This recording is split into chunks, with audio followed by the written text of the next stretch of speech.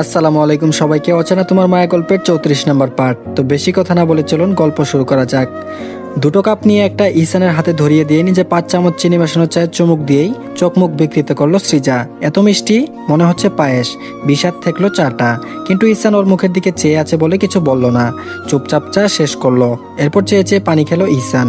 এবার অবশ্য এক চুমুকে চা শেষ করে বিল মেটাতে গেল। হাবু মামা বিল তো রাখলেনই না, উল্টো সৃজাকে ডেকে ওর হাতে কুকিজের প্যাকেট ধরিয়ে দিলেন।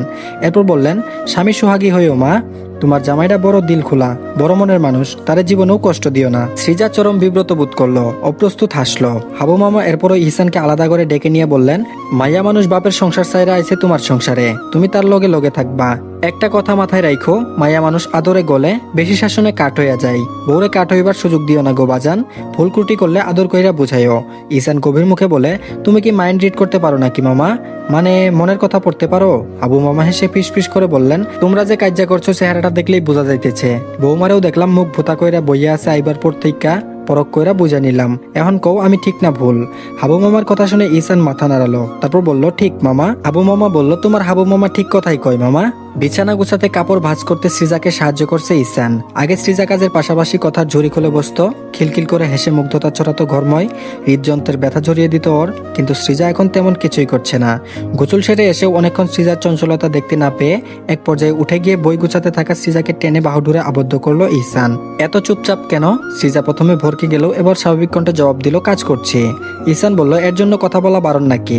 সৃজা সরু গলায় কথাটা বলতে নির্লিপ্ত কণ্ঠে বলল, হয়তো কথা বললে তোমার মাথা ধরবে। ঈশান বলল, একথা বলেছি নাকি আমি? সৃজা বলল, না, তবে আমি অনুমতি পাইনি। ঈশানের মেজাজ খারাপ লাগলো। অনুমতি মানে? কিসের অনুমতি? সৃজা কিসের উল্টাপাল্টা কথা বলছে ওকে? বুকে হয়তো ছুরি বসাচ্ছে। ও বিরক্তি ফুটালো চোখে মুখে, কর্কশ গলায় বলল, আমার এসব ভালো লাগছে না। সৃজা বলল, কোন সব? সৃজা বিস্মিত ও প্রশ্নমুক্ত চাহনিতে তাকালো, ভাবলেশীন কণ্ঠ ওর। ঈশান এক হাতে নিজের কপালের ভেজা চুলগুলো সরিয়ে ফুস করে শ্বাস ছেড়ে ঠোঁটের কোণে নিজের ঠোঁট ডুবিয়ে লম্বা একটা চুমু খেলো। সৃজা অবশ্য প্রতিক্রিয়া দেখালো না। ঈশান হতাশ হয়ে ছেড়ে দিয়ে ওর গালে হাত রেখে বলল, দেখ আমার শ্বাস চলছে না, বুকে হাত দিয়ে দেখ। সৃজা বলল, প্রেশার ফল করেছে নাকি? বসো বসো, চেক করে দিচ্ছি। এবার খানিকটা বিচলিত দেখালো সৃজাকে। কিছু বলার সুযোগ না দিয়ে নিজেকে ছাড়িয়ে নিয়ে তড়িঘড়ি করে বেরিয়ে গেল। ঈশান ওর যাওয়ার পানে তাকিয়ে রেগে আগুন হয়ে গেল। টি টেবিলে জোরে সোরে একটা লাথি বসালো রাগ ঝাড়ার উদ্দেশ্যে, কিন্তু বিনিময়ে পায়ের আঙ্গুলে প্রচন্ড ব্যথা পেল। ধপ করে পা নিয়ে বিছানায় বসে পড়লো। কিরমির করলো ঈশান, থাপা বসালো খাটের পাশে। প্রেশার মাপার যন্ত্র আনতে গেছে সৃজা? প্রেশার মাপবে? এর চেয়ে চাকু দিয়ে চিরে ওর বুকের ভেতরটা দেখতো, তাতে শান্তি লাগতো। ঈশান ধপ করে হাত পা ছড়িয়ে বিছানায় গা এলিয়ে দিয়ে তাকিয়ে রইল ঘূর্ণয়মান ফ্যানের দিকে। এরপর চোখ দুটো বুঝে শ্বাস ছাড়লো। মাথার ভেতরটা ঘট পেকে আছে। এই ঘট সৃজাবিহীন অন্য কেউ ছাড়াতে পারবে না। সৃজা এলো মিনিট খানিক পর। এসে ওকে চোখ বন্ধ করে থাকতে দেখে কপালে হাত রেখে চিন্তিত গলায় ডাকলো, বেশি খারাপ লাগছে নাকি? সৃজার নরম হাতের স্পর্শে অন্য পৃথিবীতে হারিয়ে গেল ঈশান। চিত্তে শুরু হলো দুর্নিবার ঘূর্ণিঝড়। ঘোরগ্রস্ত হলো সে। ওর হাত টেনে চুমু বসিয়ে এরপর মৃদুস্বরে বলল, সৃজা হাত ছাড়িয়ে নিয়ে প্রেসার চেক করতে বসলো। কিছুক্ষণ অপেক্ষা করে ফলাফল পেয়ে ভ্রু কুচকে তাকালো ঈশানের দিকে। স্বাভাবিকের চেয়ে 2 পয়েন্ট বেশি, ঝুঁকিপূর্ণ নয় কিছুতেই। তবে এটাকেই অস্বাভাবিকের পর্যায়ে ফেললো ঈশান। তারপর বলল, দেখলি কত বেড়েছে? শরীরটা একদম ঠিক লাগছে না, এক গ্লাস পানি দে তো, আর দরজাটাও চাপিয়ে আয়। সৃজা শ্রীচালু চাহনিতে ওকে পরখ করলো। কিছুই বোঝার বাকি নেই ওর। বাধ্যমের নেই, উঠে গেল, পানি দিল, ঔষধ দিল, দরজাটাও চাপিয়ে এলো। ঈশান আদর্শ অবস্থায় ডেকে কাছে এনে ওর ঘাড়ে মাথা রেখে বলল, একটু গল্প গুজব করতে ইচ্ছে করছে রে। সৃজা বলল, এখন কোনোভাবে গল্প করার সময় না, ঘুমানোর সময় ঘুমালে প্রেসার ঠিক হয়ে যাবে, গল্প গুজব করলে আরো বাড়বে। দেখি শুয়ে পড়ো, আমি বাতি নিভিয়ে দিচ্ছি, কঠোর গলায় বলে সৃজা উঠে গেল। ঈশান কাকিয়ে উঠলো তখনই। সৃজা হতবিম্বল হয়ে গেল, কি হলো? ঈশান বলল, পা ছিঁড়ে যাচ্ছে ব্যথায়। সৃজা কপালে ভাঁজ ফেলে চাদর সরিয়ে দেখলো পা পরীক্ষা করে পায়ের পাতা ফুলে লাল হয়ে আছে। আঙ্গুল ছোঁয়াতেই ব্যথায় চিৎকার করে উঠলো ঈশান। সৃজা হতভম্ব হয়ে তাকাতেই ঈশান চোখে মুখে বিকৃত করে বলল, দেখলি তো ও কেমন লাল হয়ে গেছে। একবার ওর মুখের দিকে একবার পায়ের দিকে তাকালো সৃজা। কাচুমাচু পুরুষালী চেহারা নজর এড়ালো না ওর। আন্দাজে ধরে ফেললো ঘটনাটা। রয়ে শোয়ে রুক্ষ গলায় বলল, কি করে হলো? আমি যাবার আগেও তো ঠিক দেখে গেলাম। ঈশান আমতা আমতা করে বলল, জানি না, তুই একটু বস না। সৃজা বলল, বসলে কি হবে? পা ভালো হয়ে যাবে। ঈশান বলল, কথা বললেই হবে, শুকনো গলায় বলল ঈশান। এদিকে ওর সাথে কথা বলার জন্য যে এমন ছটফট করছে সেটা বুঝতে বাকি নেই সৃজার। তবে এত সহজে তো হবে না। ছোট্ট একটা বিষয়ে সিন ক্রিয়েট করে এতদিন যোগাযোগ বন্ধ রেখে সৃজাকে যেমন ছটফট করিয়েছে, গায়ে হাওয়া লাগিয়ে ঘুরে বেরিয়েছে, সৃজাও তেমনি করবে। বোঝাবে কাছের মানুষ এড়িয়ে গেলে কষ্ট দিলে কেমন লাগে। সৃজা শটান উঠে দাঁড়ালো। ড্রয়ার খুঁজে একটা মলম এনে পায়ের পাতায় 2 মিনিটে মালিশ করে বালিশে শুয়ে দিল ঘরের বাতি নিভিয়ে। উঠিয়ে। কড়া গলায় বলল, চুপচাপ ঘুমাও, আর কোনো কথা নয়। আলো আধারিতেই ইহসান বেকুল হয়ে ওঠে। ওর মুখের দিকে তাকিয়ে গাঢ় স্বরে জিজ্ঞেস করলো, তুই কাছে বসবি না? সৃজা বলল, আমার পড়া আছে বলেই বইপত্র নিয়ে সোফাতে চলে গেল। টেবিল ল্যাম্প জ্বালিয়ে দিল। পড়ার ফাঁকে ফাঁকে আর চোখে চতুর ইহসানকে দেখতে ভুলল না। এখনো ঘুমায়নি, না ঘুমিয়ে জলজল চোখ নিয়ে চাদরে অর্ধেক মুখ ঢেকে তাকিয়ে আছে ওর দিকে। দেখে মনে হচ্ছে অন্ধকারে যেন শেয়াল তাকিয়ে আছে। সৃজার ভীষণ হাসি পেল। বেশ হয়েছে, নাস্তা নাবুদ হোক, বুঝুক মজা। এরপর অনেকটাক্ষণ পেরিয়ে গেল। ঘড়ির কাঁটা দুটোর ঘরে টিক টিক করছে। অ্যাসাইনমেন্ট গুছাতে মগ্ন সৃজা হঠাৎই চমকে গেল ইহসানের কণ্ঠস্বর শুনে। ও তড়িঘড়ি করে উঠে শিওরে গিয়ে বসলো। তাকিয়ে দেখলো গভীর ঘুমে মগ্ন ইহসান, কিন্তু ঠোঁট নাড়িয়ে কিছু বলছে। বোধগম্য হচ্ছে না বিধায় সৃজা কান পাতলো। শুনলো ঘুমের ঘরে ইহসান বলছে, ঠিক করে কথা বলিস না আমার সাথে, মেরে ফেলবো তোকে সৃজা, মেরে এরপর আমার বুকে ঢুকিয়ে ফেলবো। নতুন কাউকে পেয়েছিস মনে হয় আমি না থাকাই? না না, তুই তো করবি না, আমি লুজার না, সন্দেহ করি না তোকে। তুই আমার বুকে চাকু চালিয়ে দে, আমি তাতে খুশি হব। সৃজার মনে হলো ও দম বন্ধ হয়ে মরে যাবে। বহু কষ্টে নিজের হাসি আটকালো। মুখটা আমি টুপ করে চুমু খেয়ে ওর ঠোঁট বন্ধ করে দিয়ে উল্টাপাল্টা কথা বলা আটকালো। ওষুধের প্রভাব থাকায় সহজেই ঘুম ভাঙলো না ইহসানের। সৃজা সাবধান হয়ে ওর কপাল থেকে চুল সরিয়ে সেখানেও একটা চুমু খেলো। তারপর মনে মনে বলল, এমিলি ইয়াসমিনের এই ছেলেটাও দেখছি পাগল। ইহসানের উপর থেকে রাগ কমলেও সৃজা ওর সাথে শীতল সম্পর্কটা বজায় রাখলো প্রায় মাসখানেকের মতো। এই দিনগুলোতে সৃজা ওর অনুমতির সহিত সব করতে লাগলো। ঘর গুছানো, ধোয়া মোছা, বইপত্র ধরা, জামা কাপড় ধরা, আলমারি গুছানো, এমনকি বারান্দা পর্যন্ত ইহসানের অনুমতি নিয়ে যেতে লাগলো। বাড়িতে না থাকলে ফোন করে অনুমতি চাইতো। কি বাজার হবে, কি রান্না হবে, এসবও ছাড় দিল না সৃজা। সেসবেও ইহসানের অনুমতি নিত। ইহসান ওর এই আচরণে প্রচন্ড তিক্ত হয়ে গেল ভেতরে ভেতরে। অপরাধ বোধে জর্জরিত হয়ে গেল।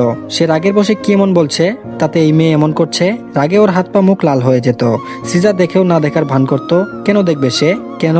ছোট্ট একটা ঘটনাকে কেন্দ্র করে ইহসান যা করেছে আর বলেছে, সৃজা কোনো কালেও আশা করেনি তা।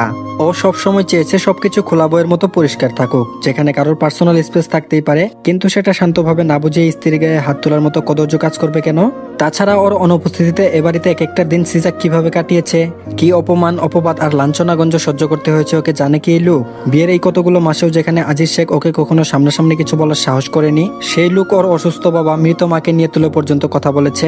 আর্থিক অবস্থা নিয়ে ঠাট্টা করেছে, যোগ্যতা নিয়ে প্রশ্ন তুলেছে, লুবি বলেছে ওকে। জানে কি ইহসান কতটুকু দুর্বিষহ যন্ত্রণায় সৃজা কাটিয়েছে গত হয়ে যাওয়া দিনগুলো? না, জানে না। তাই এটুকু শাস্তি ওর প্রাপ্য। ইদানিং ইসমির ঘুম প্রকট হয়েছে। যখন তখন মেয়েটা ঘুম পায়, দু চোখে ঘুমের জড়িয়ে আসতে চাই। সন্ধ্যার পর একটু পরপরই খেয়ে দিয়ে শুয়ে পড়ে। রাতে আর খায় না, জোর করে খেতে গেলেও বমি হয়ে যায়। ইজান এই বিষয়টা নিয়ে মুখ ফুলিয়ে থাকে। তবে বউয়ের কষ্ট বুঝে সে রাগ করতে পারে না। আজও অফিস থেকে ফিরে দেখলো তার বউ ঘুমাচ্ছে। ইজান কিছুক্ষণ অভিমান নিয়ে বসে থেকে এরপর জামা কাপড় ছেড়েছে, সময় নিয়ে গোসল সেরেছে। পেটে খিদে থাকায় মকবুলকে ডাকিয়ে খাবার দাবার এনে নিজের হাতে মেখেই ভাত খেয়েছে। দুবার গলায় ভাতও আটকেছে, খুক খুক করে কেসেছেও। এরপর নিজেই পানি খেয়ে নিয়েছে। তবুও ঘুমন্ত স্মিতাকে সে ডাকেনি। খেয়ে দিয়ে স্মিতা রাতে ওষুধ খেয়েছে কিনা সেটা চেক করেছে। বারান্দায় শুকনো জামা কাপড় ভাঁজ করে ড্রয়ারে তুলে রেখেছে। এরপর মিজুকে কতক্ষণ ফোন করে বকাঝকা করেছে তার মনটাকে সতেজ করার জন্য। ওদিকে বউয়ের সাথে কোয়ালিটি টাইম স্পেন্ড করতে থাকা মিজু ফোনের ওপাশে চুপচাপ স্যারের বকাঝকা গিলেছে। সে জানে তার স্যারের মাথায় গন্ডগোল আছে। মিজুকে সাইজ করে ইজানের মনের ভাব একটু কমে যেতেই ইজান ইসমির পাশে শুয়ে পড়েছে। ওকে কাছে না টেনে নিয়ে নিজেই গিয়ে আলতো করে ওকে জড়িয়ে ধরেছে। রুক্ষ হাত বাড়িয়ে চুলে বিলি কেটেছে। দৃষ্টে তাকিয়ে দেখছে আগের চেয়েও লাবণ্যময়ী হয়ে ওঠা স্মিতাকে। কিন্তু যখন ওই উঁচু হয়ে থাকা ফর্সা উদরের চোখ গেল, তখন ওই গলা শুকিয়ে অস্থির হয়ে গেল ভেতরটা। বারবার চোখ সেদিকেই চলে যেতে লাগলো ইজানের। চেয়েও নজর শাসন করতে পারলো না সে। ইচ্ছে করলো ওই সুন্দর পেটে আগের মতো করে মাথা রেখে ঘুমিয়ে যেতে, মুখ ডুবিয়ে চুমু খেতে। কিন্তু একটা কারণে সে তা করতে পারছে না। নিজেকে সামলানোর ক্ষমতা তার শূন্য। একবার যদি আদর করা শুরু করে হুশজ্ঞান হারিয়ে ফেলে ইজান। তাতে বাচ্চাই কম, স্মিতায় যদি কিছু হয়ে যায়। মূলত এই ভয়ে ইজান নিজের অনুভূতিকে চেপে রাখার চেষ্টা করে। কিন্তু এই মাঝরাতে বউ বুকে নিয়ে তার সুধাময়ী রূপে নেশা কাটানো, যে আগুনে ঝাঁপ দিয়ে না পোড়ার বাহানা করা, তা উপলব্ধি হতেই পরপর কয়েকটা শুকনো ঢুক গিলল ইজান। স্মিতাকে ছেড়ে অন্যদিকে মুখ করে শুয়ে পড়ল। তার কাছে তার স্মিতা পুরো একটা আদর আর ভালোবাসা। অনেক মান অভিমানের পর মেয়ের রূপে একটা মা পাবার লোভে বাচ্চাটা রাখতে কোনো ঝামেলা করেনি সে। আর তো কয়েকটা মাস, এর মধ্যে কোনো ভুলটুল করে আবারও কোনো দুর্ঘটনা ঘটাতে চায় না সে। কিন্তু কিছুক্ষণ যেতেই আবারও পাশ ফিরতেই স্মিতার মুখোমুখি হয়ে শুলো। আস্তে ধীরে হাতটা রাখলো ফোলা পেটে। এরপর চোখ বন্ধ করে ঘুমানোর চেষ্টা করলো। এরপর এক মুহূর্ত, দুই মুহূর্ত, এমনি করে কয়েক মুহূর্ত কেটে যেতেই হঠাৎ কিছু একটা অস্বাভাবিক ঠেকলো তার কাছে। কিছু একটা নড়েচড়ে অনুভব করলো। ধাক্কা দিল তার হাতে। ইজান শটান চোখ খুলে ভ্রু কুঁচকে ফেললো। কিছুটা চিন্তিত হয়েছে স্মিতাকে আলতো করে ডেকে ফিসফিস করে বলল, স্মিতা খারাপ লাগছে, ওঠো তো, তোমার পেটে কি যেন লাফিয়ে উঠলো টের পেলাম। ওঠো দেখি। বিচলিত কণ্ঠস্বর কানে বাজতেই ঘুম কেটে গেল স্মিতার। ও মুচকি হাসলো, ঘুম ঘুম সরে বলল, আমিও আজ বিকেলে টের পেলাম। ইজান বলল, কি টের পেলে? ইসমি বলল, আমার মা আমার পেটে নৃত্য করছে। ইজানকে বিভ্রান্ত দেখালো। বিভ্রান্ত হয়ে এই বাক্য দ্বিতীয়বার বলল, একবার প্রশ্নবোধক আরেকবার বিস্ময়সূচক। পরপর লাফিয়ে উঠে ব্যতিগ্রস্ত হয়ে কান ঠেকালো ইসমির পেটে। তখনই আবারও পেটের ভেতরে থাকা ছোট্ট মানুষ অবয়বটি তেজ টের পেল। এক নাগারে অনেকটা সময় সে মাকে ভেতরে বসে আঘাত করতেই থাকলো। ইজান হতবিম্বল হয়ে কম্পিত স্বরে ওভাবেই ইসমির দিকে তাকিয়ে বলল, তুমি ব্যথা পাচ্ছ?